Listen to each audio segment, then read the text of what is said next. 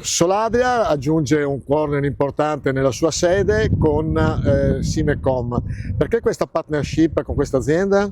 È semplicissimo, guarda, l'anno scorso siamo entrati a far parte del gruppo Sime, che è un gruppo importantissimo della Lombardia. All'interno del gruppo Sime c'è Soladria che si occupa di impianti fotovoltaici, ci sono altre società che si occupano di efficientamento in forma davvero importante, poi c'è Simecom che si occupa delle forniture luce e gas.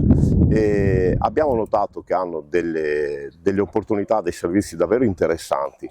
Noi, se siamo entrati a far parte del gruppo, lo facciamo perché il territorio ci ha dato la possibilità di fare questo. Il territorio mi ha dato 60 dipendenti che sono fantastici, mi ha dato tantissimi impianti che ci hanno fatto notare in Lombardia. Per cui questo è quasi un ritornare qualcosa al territorio con una società alla quale noi diamo lo spazio, diamo gli uffici, diamo il supporto, ma una società che sa fare il suo mestiere. Quindi qualcosina in più lo stiamo ritornando al territorio che a noi ha già dato tantissimo.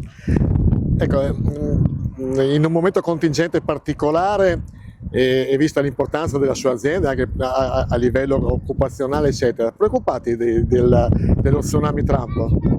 Neanche un po', perché comunque si parla di questioni davvero grandi per noi. Noi facciamo un mestiere oggi che deve dare risparmio alle persone. Tutti siamo preoccupati perché per costi, per l'economia. Beh, noi facciamo qualcosa che fa risparmiare. Oggi in Italia non ci sono ancora 2 milioni di impianti fotovoltaici, ma le famiglie sono 20 milioni, per cui per noi c'è ancora spazio. Facciamo parte di un settore fortunato. Un corner in un'azienda importante del Polesine, la Soladria di Simecom. Perché questa scelta? Beh, intanto perché c'è in essere ormai da mesi una partnership con Soladria che ha dato ottimi risultati. Dopodiché il nostro modello di business da anni è quello di andare ad aprire punti vendita territoriali con risorse locali, che quindi era una logica conseguenza arrivare anche a Adria con i nostri amici di Soladria. Ecco, il core business della Simecom?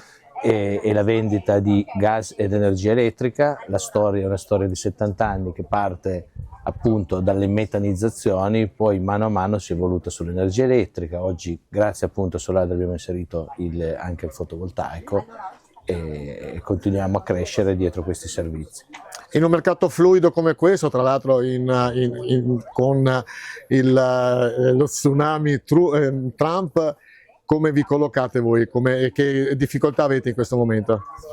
Beh, allora noi lo tsunami Trump non l'abbiamo ancora vissuto, stiamo vivendo ancora i postumi delle speculazioni, delle guerre, le tariffe energetiche escono da mesi di forte tensione.